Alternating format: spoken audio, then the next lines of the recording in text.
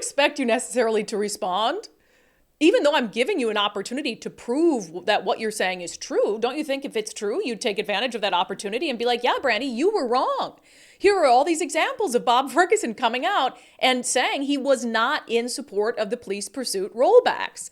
Because you can't say you weren't in support of it if you just, thought it in your brain or wrote it in your journal and didn't say anything about it publicly. That's very different. This segment is brought to you by Eastside Weight Loss Clinic. Sick of fad diets that work for a couple months and then you gain all the weight back? Well, I'm down 37 pounds on the Eastside Weight Loss Clinic program, and I've kept that weight off for more than a year. Schedule your free 15-minute consultation today at eastsideweightlossclinic.com. Fine. I mean, I have endorsed Dave Reichert.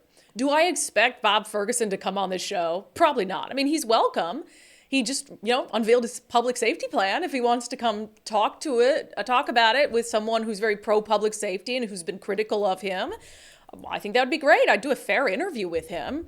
So look, do I expect his campaign to be just chomping at the bit to respond to our emails? No. But we got a very interesting email, and just to provide sort of the background if you weren't watching the show yesterday or last week. So Bob Ferguson comes out with this public safety plan. And it's all he's talking about right now because, come on, he's very concerned about how bad public safety is, his record on public safety, etc. So now he's like, oh, I am the candidate for public safety. And he gives this public safety plan first to King 5 News. And we played this clip last week, and at the end of it, something caught our attention. It just seemed like a throwaway line at the end of the story from Drew Mickelson, the reporter with King 5. Now, some of those same critics say that the police restrictions on those police pursuits are what have caused this increase in crime in the state. And just this month, legislators voted to roll back those restrictions. Bob Ferguson says that is a good idea, and he noted he was not a supporter of those original restrictions when they were passed here back in 2021. So I thought he wasn't a supporter of what his fellow Democrats did in 2021 in dramatically limiting police pursuits. I felt like I'm clued in enough where I would remember that. I would have given him credit for speaking out against those police pursuit changes. Not only in 2021, but even if he had said it in 2022 while people were trying to fix it, or even 2023, I would have taken any of the above. 1, 2, 3, 3.5 years for him to speak out about what his party did to public safety in the state. And so that just didn't ring true to me. And so I told Nicole, look, we're a political opinion show, right? But I still care about getting things factually accurate. If I didn't, then what good would I be?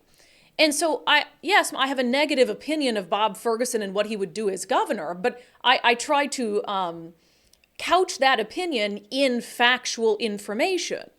And so I told Nicole, I said, I could be wrong, but I really don't believe that Bob Ferguson has said anything about being opposed to those police pursuit changes. But in fairness and in the interest of accuracy, let's reach out to his campaign and just ask them if they could simply provide us with what was the basis for King 5's statement there. So I'm going to read Nicole's email and the response that we got from the Ferguson campaign. Nicole, this is Nicole's voice. That's my voice. Hello. Okay. I produce the Undivided with Brandi Kruse podcast.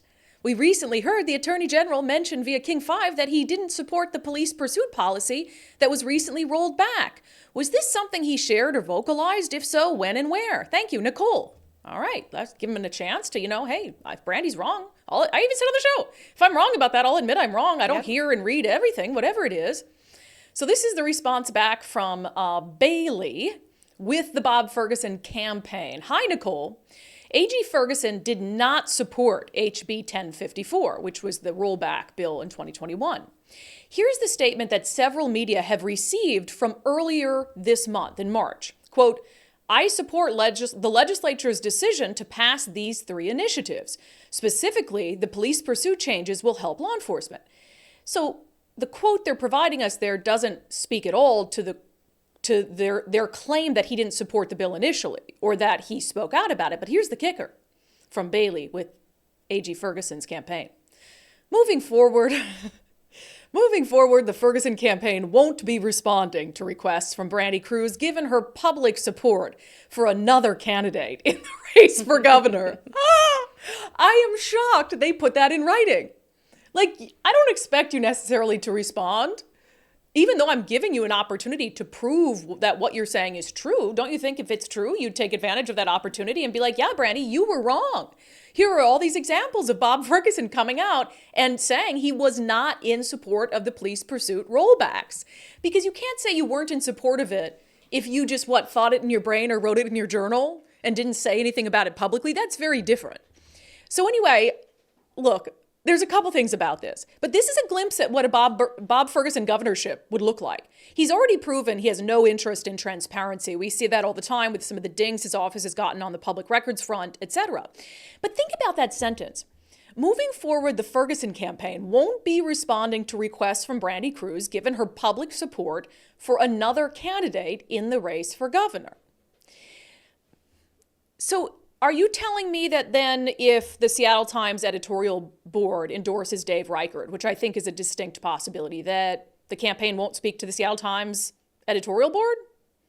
That's how I would take that to mean if it's a plain reading. Does that mean that they're not going to respond to other media figures who have endorsed other candidates publicly? Like I think Ari Hoffman came out in support of Dave Reichert. So if you're making this rule, is it just for me because I've been particularly hard on Bob Ferguson and you're kind of sour about it? Or is it for everybody in the media who would dare to endorse or support publicly someone who's not Bob Ferguson? Because that's going to be a slippery slope. Is it every editorial board in the state that might issue an endorsement in this race? What if I had endorsed Mark Mullet? Would that be different? Or is it just that it's a Republican? So Nicole did follow up and just say, hey, giving him yet another opportunity just to say, the quote you provided doesn't speak to whether he was against vocally, verbally, publicly, the police pursuit rollback, HB 1054. So are we missing something? And Nicole, you spent how long yesterday combing the internet? I did. I spent a couple hours at least combing the internet, trying to find anywhere that might mention him supporting or not supporting that House bill in 2021. Yeah. And I found him asked about it. Right. And he deflected and said, it's my job to enforce. Right, which I think is proof that he never spoke out against it. Because you found something from some article in Eastern Washington from January 2023 that basically said, because we were still embroiled in the issues with police pursuit, and he just punted and said, well, that's not my job to take a position. It's just my job to enforce the law. But he had a position on the use of force. Right. So the use of force one about that was bundled in, that's fine. But police pursuit's no big deal. So it's just a lie. Let's just call it what it is. If they had an example of Bob Ferguson actually coming out, as Drew Mickelson said, and saying verbally taking a position on police pursuits, then they would send it to us. They wouldn't send us an email saying, moving forward, the Ferguson campaign won't be responding to requests from Brandi Kruse. We gave you an opportunity. We did our job, even though we're political commentators. We did our job journalistically to go to you to try to confirm something that was said about Bob Ferguson's position. And not only did you not confirm it and provide us with a quote that doesn't answer the question that we're asking, but then you said you're not going to be responding to any further requests for comment. And Nicole, I said, and she sent an email back and basically said, look, you can respond or not respond to future things, but we still feel an obligation, even if we're knocking Bob, to do it factually. So we'll continue to reach out and give you opportunities to clarify, like I said, I would have apologized.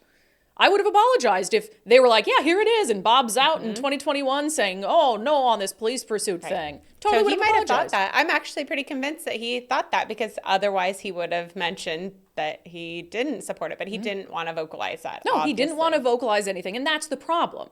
And that has been the problem with Bob Ferguson and with Jay Inslee. They don't want to do what's right in the moment because the only thing that they consider are political implications and ramifications. Bob Ferguson, even if he was opposed to rolling back police pursuits, he didn't want to come out and say it publicly because he knew he was about to run for governor. And he knows he needs his progressive base, and it was in the middle of this whole anti-police craze. And so, of course, well, can't go on the record of doing that. And now he wants to come out 3 years later and say, I didn't support that. And then King Five's going to just say it on the air. Bob Ferguson didn't support it. Show me the evidence. It's easy now because now it's politically palatable. And now you're trying to act like a moderate in an election year.